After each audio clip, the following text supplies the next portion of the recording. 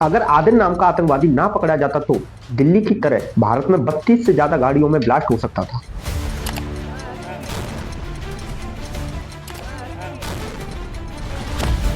Delhi blast case से जुड़ी आतंकी डॉक्टर उमर नावी अपने साथियों के पकड़ा जाने से घबरा जाता है और दिल्ली जैसे बड़े शहर में ब्लास्ट कर देता है। आतंकी उमर के एक और रूप का पता लगाया है। लाल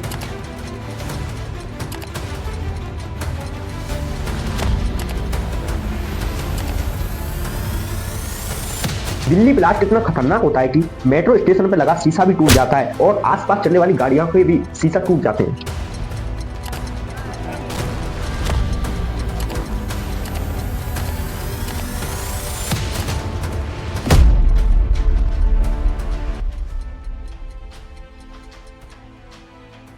नमस्कार दोस्त, मैं हूं प्रदीप शर्मा। समय था 10 नवंबर 2025 शाम के 6:52 पर दिल्ली के लाल किले के पास स्थित सुनहरी मस्जिद से एक I-20 कार निकलती है और लाल किले के सामने वाली सड़क पर चलती है। उस समय पश्चात सामने वाली सड़क से यूटर्न लेती है और एक रेड लाइट पर जाकर रुक जाती है और कुछ ही सेकंड में एक बड़ा धमाका हो जाता है और ये धमाका इतना बड़ा होता है कि आसपास चलने वाली गाड़ियां, ऑटो और सब आग में तब्दील हो जाते हैं। मेट्रो स्टेशन पर लगा भी शीशा टूट जाता है और आसपास चल रही गाड़ियां और मॉलों के भी शीशा टूट जाते हैं। कई गाड़ियों का मलबा 150 मीटर दूर तक गिरता है। आप अभी स्क्रीन पर जो वीडियो देख रहे हैं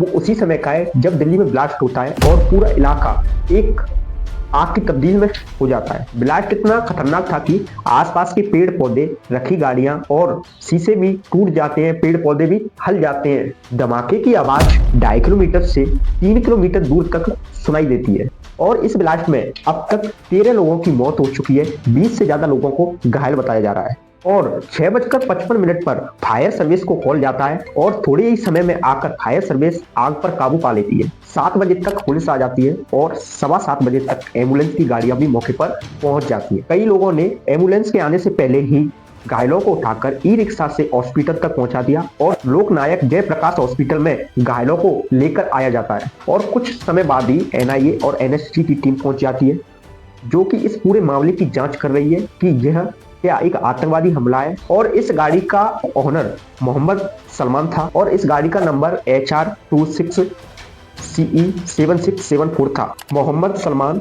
हरियाणा के गुड़गांव का रहने वाला था। जब पुलिस मोहम्मद सलमान के पास पहुंचती है तो मोहम्मद ने बताया कि उसने गाड़ी को दिल्ली के ओखला में रहने वाले देवेंद्र को बेच दी थी। देवेंद्र ने अंबाला में किसी और को बेच दी थी। अब इस पूरे मामले को फरीदाबाद से लिंक किया जा रहा है। फरीदाबाद में भारी मात्रा में विस्फोटक जब्त किए गए हैं। हरियाणा के फरीदाबाद की हम बात कर रहे हैं जहां 350 किलो RDX बरामद की गई है। जम्मू कश्मीर पुलिस ने बरामद किया है 350 किलो RDX। 10 नवंबर के दिन ही हरियाणा और जम्मू कश्मीर पुलिस ने 2 डॉक्टरों को गिरफ्तार किया गया था। आरोप था कि पाकिस्तान के आतंकवादी ग्रुप जैसे मोहम्मद और अंसार AGH के लिए काम कर रहे थे। कुछ समय पहले कश्मीर के नॉन गांव एरिया में जैसे मोहम्मद की सपोर्ट में कई पोस्टर लगाए गए थे।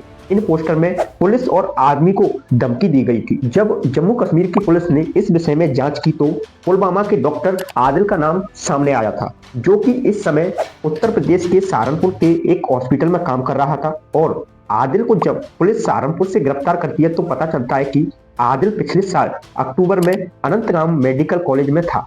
जब पुलिस ने आदिल का लॉकअप चेक किया तो उसके अंदर एक AK-47 मिलती है और पुलिस का शक और भी ज्यादा हो जाता है। तो पुलिस ने आदिल के जरिए पुलवामा में रह रहे डॉक्टर मोंजाबिल अहमद तक पहुंची। डॉक्टर मोंजाबिल अल्फाना यूनिवर्सिटी में पढ़ाता था और उसी के हॉस्पिटल में काम करता था। जब पुलिस ने उससे पूछताछ की और उसके घर पर छापा मारा तो किराए पर ले रखा था उसने अपना घर। उसमें पुलिस को 360 किलो एक्सपोजर्स मिलते हैं और अमोनियम नाइट्रेट से बने होते हैं। बाद में कई और रेड की गई तो ये आंकड़ा 3000 से ज्यादा पहुंच जाता है क्योंकि एक अंदर से हिलाने वाला आंकड़ा था। पुलिस ने इसके साथ साथ 350 किलो RDX, 2 AK-47, 84 जिंदा कारतूस और 5 लीटर केमिकल जो है वो पुलिस ने बरामद किया है।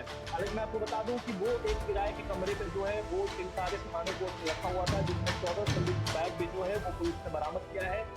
सबकी गिरफ्तारी के बाद पुलिस ने कहा कि अभी भी ऑपरेशन जारी है, अभी भी हमारी रेड मारना जारी है, अभी भी हम रिसर्च कर रहे हैं और इसमें 2 डॉक्टर और भी शामिल थे। पहली लखनऊ की एक महिला डॉक्टर थी जिसे गिरफ्तार किया जा चुका है।